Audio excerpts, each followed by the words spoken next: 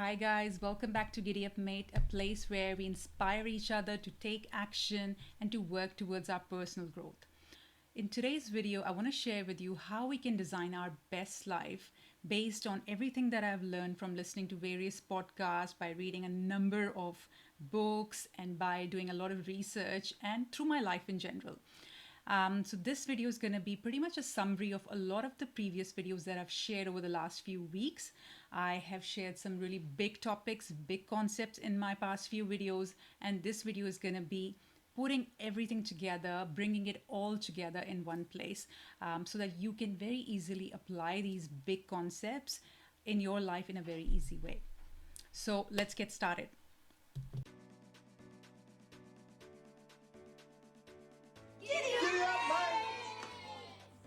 So I'm trialing a really different style of video today, so bear with me. I'm gonna be on my OneNote and try to sort of whiteboard all the concepts with you. So my handwriting on the board might not be as good, so I hope you can bear with me, and I hope you like this new style of video as well.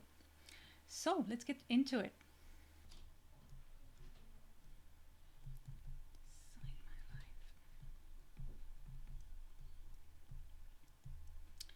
Okay, so take this one. So the first place when I'm thinking about designing my best life, a life which is truly aligned, is to think about my vision of my life. Now, what is the vision of somebody's life? What is a vision? I think of vision as the big picture stuff, my big dreams, my big calling, things that are really deep and long term. They are not sort of in the next 6 months or next year kind of thing. This is how I want to live my life. This is what is the legacy that I want to leave behind. This is thinking about how do I want to serve others? What kind of services do I provide? How do I want to help others? How do I want to make the best of my strengths and my skills in the service of others? And also things like, how do I want to feel every day of my life as I wake up in the morning? How do I want to look as well? All of that big picture stuff falls into vision. So my recommendation is get a piece of paper, get a journal, and jot down some ideas about how do you want your life to look like in the long term. And then in one of my videos, I've shared the concept of vision board. Do check out that video, because that video goes into the details of how do you bring this vision to life with a collage of pictures in a pictorial form, so that you can look at it every day and you can be inspired to take the actions which takes you closer and closer to your vision of your life. It's a really good video. Do check it out. All the steps are outlined in that video on how you put together a vision board, and it's based on neuroscience. It's based on a book called The Source, Tara Swart, and it's really helped me personally on getting a very actionable thing in place for myself, and it's helping me a lot. So do check it out. So that's a vision. And then what are those tiny steps or milestones that can lead you to your vision? So these are our goals. Goals are super important in my mind, because as you achieve those goals, and even if you don't achieve those goals, just having those goals, failing in those goals, teaches you something if you're ready to learn from them. So think of goals as things that you want to achieve in the next 6 months, in the next 12 months, in the next 18 months. So they are more short term. And the recommendation in a lot of books and podcasts is the lesser the number of goals, the better it is. So you don't need to have a set of 10 goals. One or two goals that can give you some consistency and pace are better than having 10 goals and not being able to achieve any of them. Again, on this whole process of goal setting and how the goals should be SMART, which is specific, measurable, achievable, relevant, and time bound, I created another video. I'll link it in this video. So do check it out, because it spells out in detail how you should set your goals, and a 7-step goal setting framework. Sorry about my handwriting here. Something new I'm trying. Yeah, again, I'll link that video in this video. But in a nutshell, in that video, I've explained the 7 steps are self-reflection.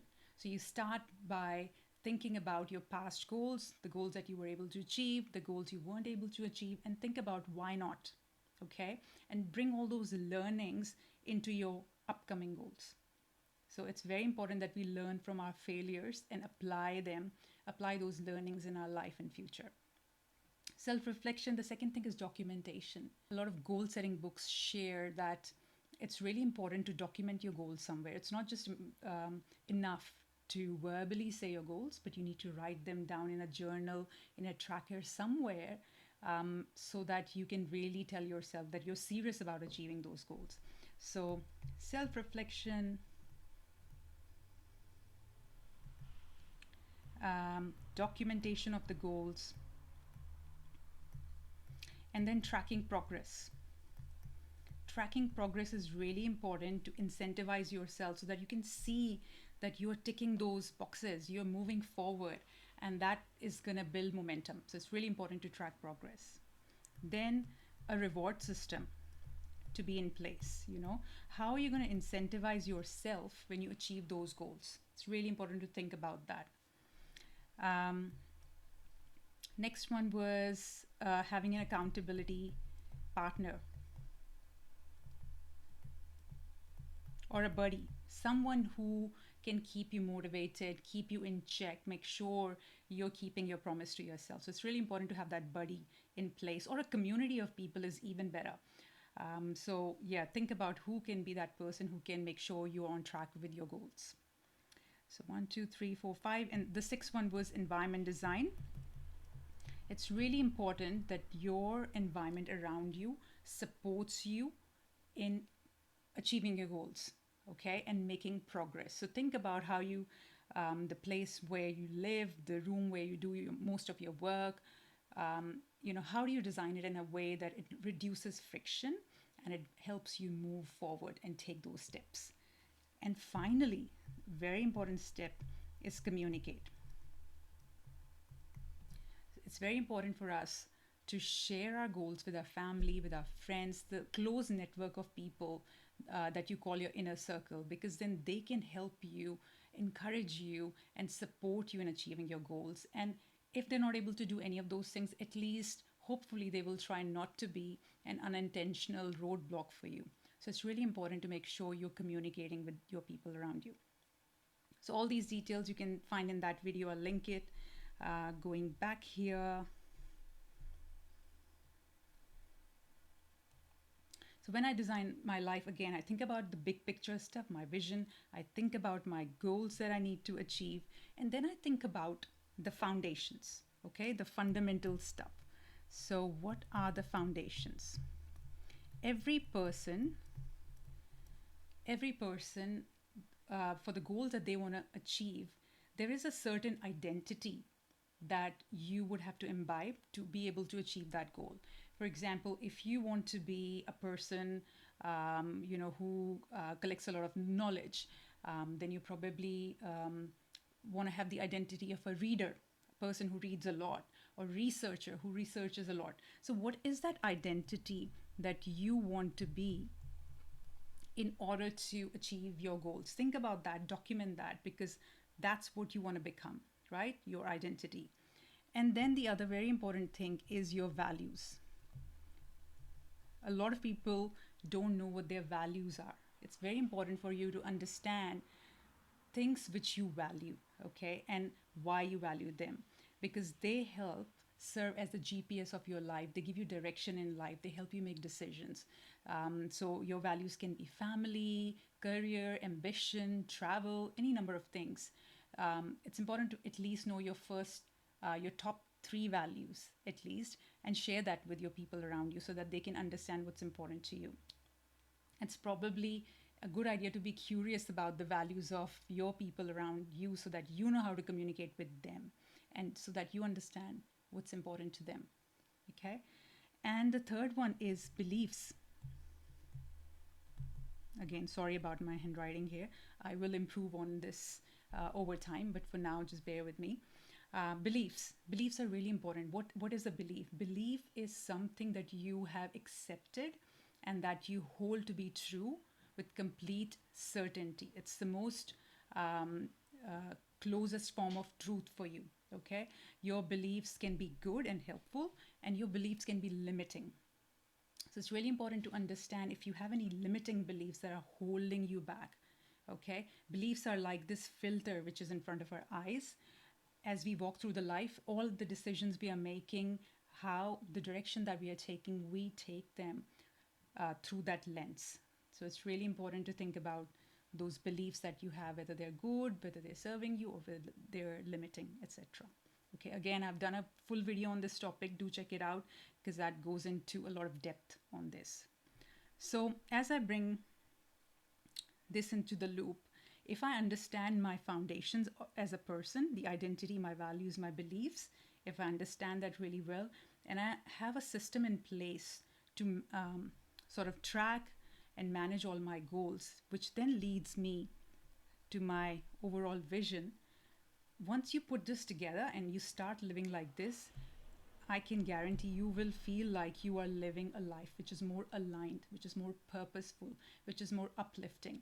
So do this work, and I promise that you will see the benefit from it. So as you do this work, think about all the things which are in your toolkit. You know, think about things like affirmations. Affirmations are really good tools. Affirmations are really good tool to cut down any negative beliefs. If you have negative beliefs about something, you should have affirmations which are opposite of those beliefs, and you should listen to them all the time. You should read them all the time. You should have them as a copy in your journal and some other places, so that you're reading them and so that you are cutting down those negative beliefs and moving towards positivity. So think of affirmations as a tool to help cut down those negative beliefs. The other thing is gratitude, which is really, really undermined. Gratitude is such a powerful tool. It's such a great mindset tool because a lot of us are geared towards negativity. By default, we are very negative people. So having gratitude journal, having something which kind of reminds you of all the positive things in your life, all the good things that are happening in your life, trains your mind to look for positive things. Okay, and it cuts down negativity. So a really powerful tool.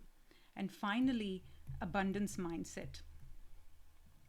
I think gratitude and abundance are linked together, but think of abundance mindset as the mindset where you believe in this universe there's enough resources for everybody. There's no fight, there's no race, everyone has enough in place, and you can achieve your goals, you can achieve your vision. It's really, really possible for you. And having that mindset truly moves you in the direction of achieving your goals. If you really believe deeply in the abundance of this universe, then you're going to work towards it. But if you have a scarcity mindset, then it will unknowingly hold you back. So these things, I call them tools, or wellness toolkit, or whatever name you want to give them. These can really help enhance your overall sort of foundations of your life, which can then help you achieve your goals, which can then help you achieve the vision of your life. So I think I've covered a lot of ground here today. I'm going to leave you with this, but in next week's video, I'll come back and we'll put all of these concepts together with an example. We'll walk you through a practical example so that you can really resonate with it and you can apply a lot of these principles in your life. That's it from me today. Thank you very much. Giddy up, mate. Keep taking those steps towards your personal growth, and I'll see you in the next video. Bye for now.